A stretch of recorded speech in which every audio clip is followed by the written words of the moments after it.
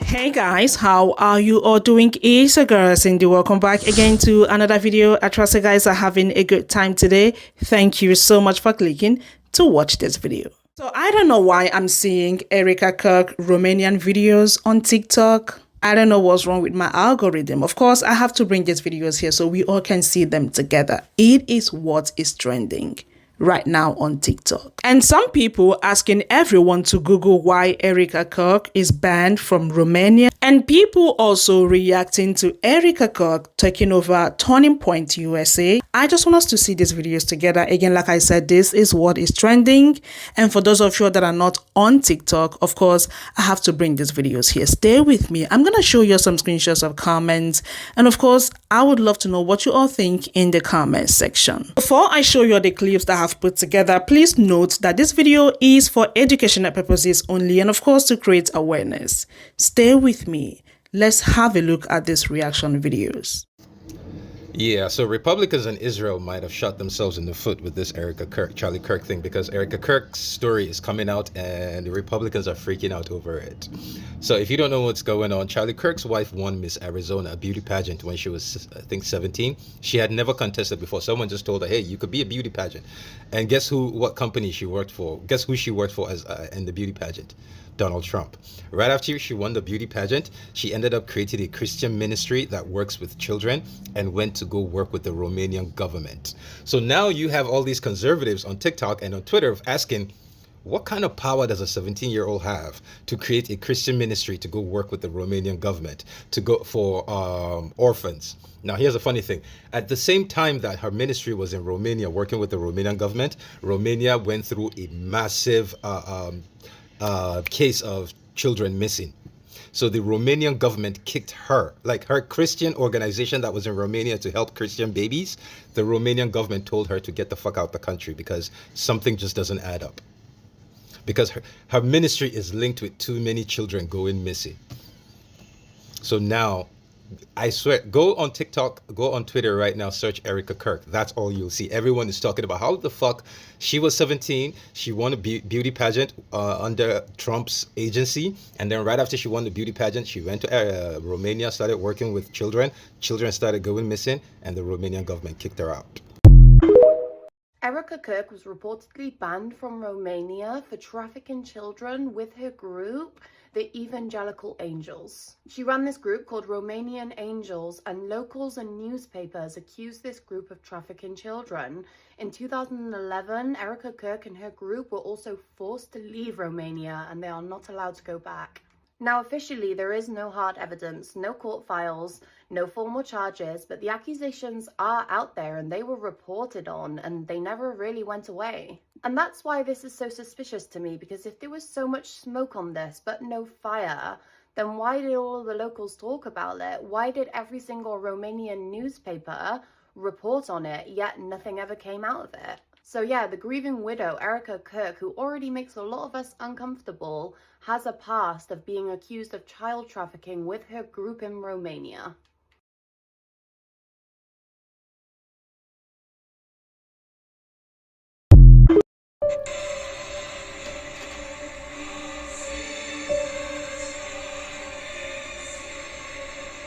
Nah, fool.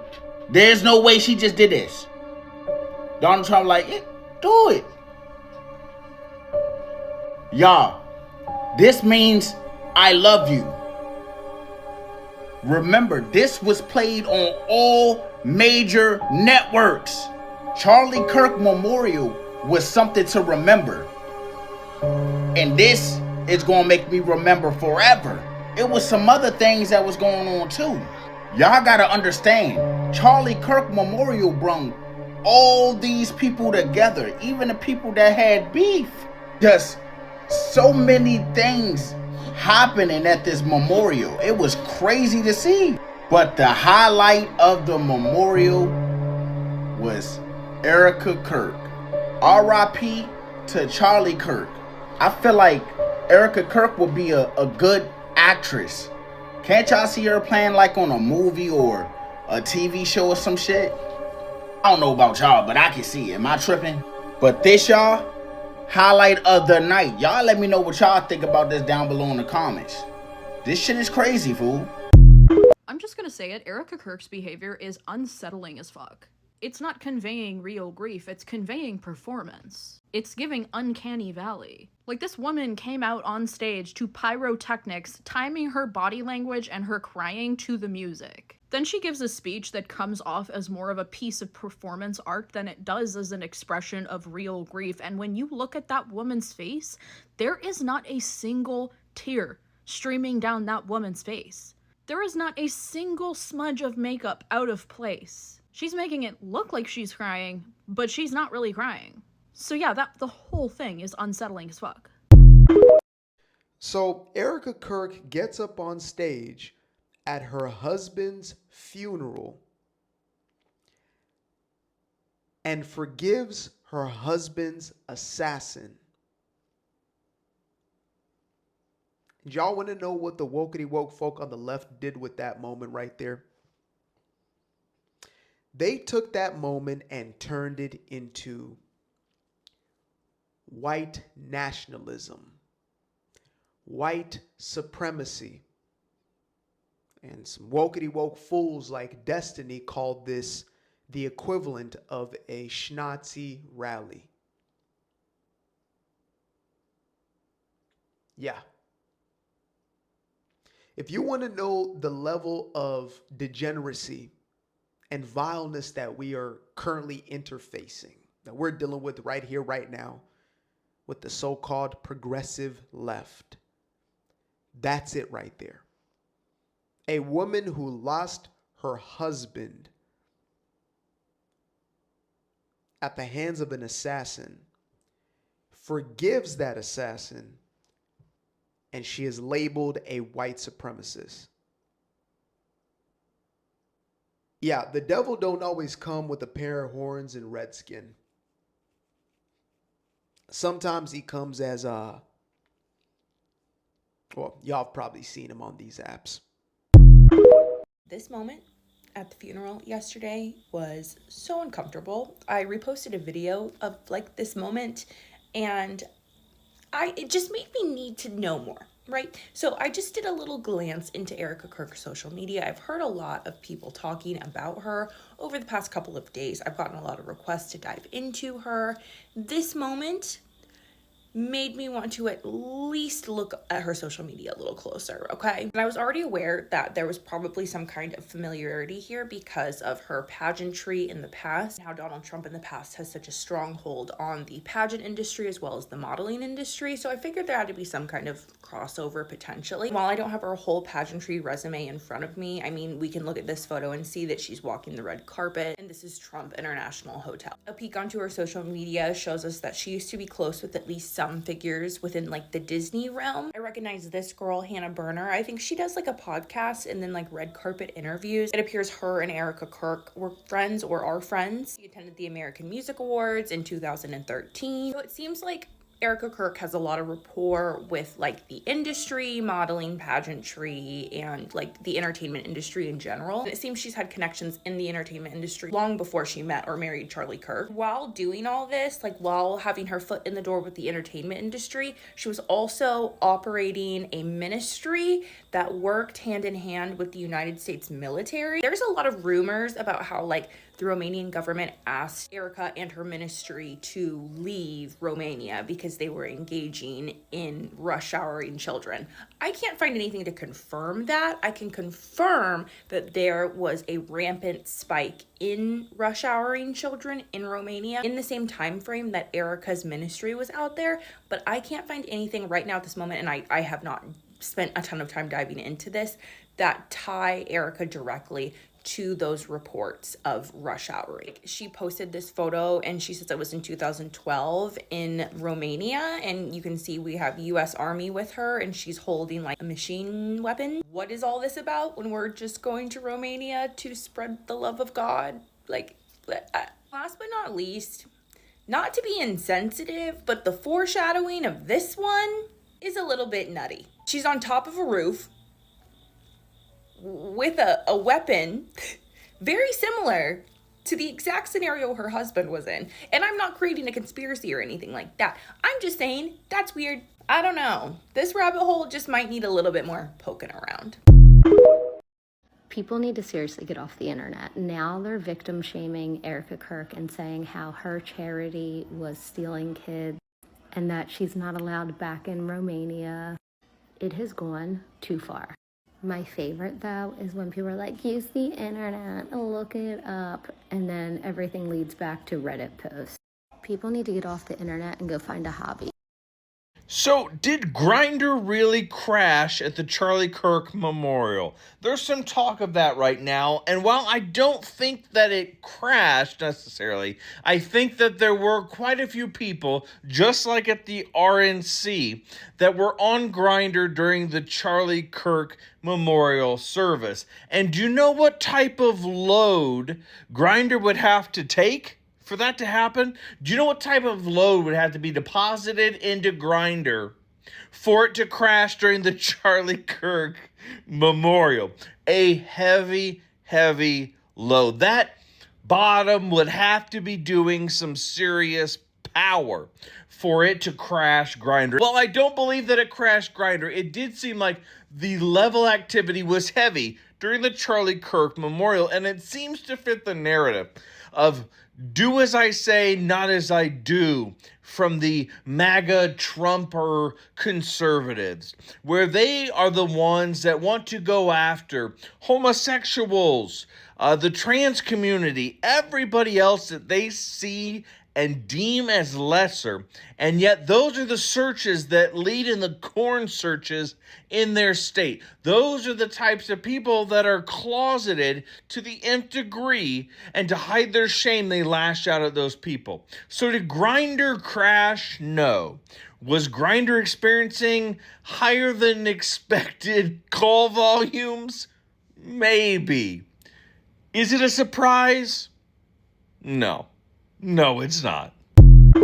Charlie Kirk called George Floyd a scumbag, and somebody wanted me to see the entire quote to see if that's exactly what he meant. And although that is exactly what he meant after reading the entire quote, it seems that people want you to read the entire text that Charlie Kirk said or watch the entire video that Charlie Kirk was in as if you'll have an aha moment and you'll say, oh, he wasn't that racist. And therein lies a lot. I don't think anybody ever said, hey, let's pick apart this David Duke speech and see if we can find out where, he really didn't mean that racist thing that he said. I give Charlie the same grace that I give David Duke. I take them at their word. And for me to break down a speech or debate it is wild because that's a request from me to try and manufacture some means of absolving racist behavior. But if we're looking for context, other things that aren't in the quote of Charlie calling George Floyd a scumbag was Charlie constantly replaying the murder of George Floyd and laughing at it. And Charlie Kirk constantly harassing George Floyd's daughter. See, people don't understand, as somebody who lived in Minneapolis, worked with family members of George Floyd, and saw multiple attacks on George Floyd's memorial, much of that was fueled by the rhetoric from people like Charlie Kirk. I bring all of this up because Turning Point is supposed to be making a stop here, today, in Minneapolis, where George Floyd was murdered by the MPD and where much of Charlie's laughter and harassment was directed. By now, you've already noticed the gamut between people listening to Charlie and saying, whoa, that is wildly racist, and people that are on the other side saying, whoa, let's just check out the entire quote. And it turns out this argument turns into the emperor's new clothes. At the end of the day, we're seeing an audience that is for Charlie Kirk and is definitely in denial of his racist rhetoric, but also wants to highlight Charlie's unapologetic nature. Like, Charlie stood 10 toes down and said that racist shit with his chest, and maybe that's what people are impressed by. And somewhere in the work they maybe see themselves. Or people condone Charlie's racism like people condone redlining in the 40s and 50s, and so on, under the auspices of, look, we're cool with black people, just not here, but over there. And thought that was a perfectly sound argument until their grandkids wrote history class papers about how racist redlining was. The thing that I have not heard from a pro-Charlie audience yet is for them to say what he said. I have not heard from a pro-Charlie audience member say that black women have less processing power in their brain or that the 1960s Civil Rights Act was a mistake. If people are going to stand with Charlie, why haven't they said what Charlie says? When I think about it, Charlie Kirk to racism was like Michael Phelps to swimming. He was swimming day in, day out, and although you may not have rocked with swimming, you were still impressed by his commitment to the craft. And maybe that's why some people like Charlie. They're like, hey, he was racist, but he was committed to it as Michael Phelps was to swimming. The only thing is swimming isn't dehumanizing an entire demographic of people. Either way, Turning Point will be in Minneapolis today, and there will be a counter-protest with people there saying out loud the thing that they've been saying out loud, and people at the Turning Point rally getting together and saying something out loud that they probably haven't said out loud since the passing of Charlie Kirk. I couldn't be more disgusted with everybody commenting about Charlie Kirk's memorial.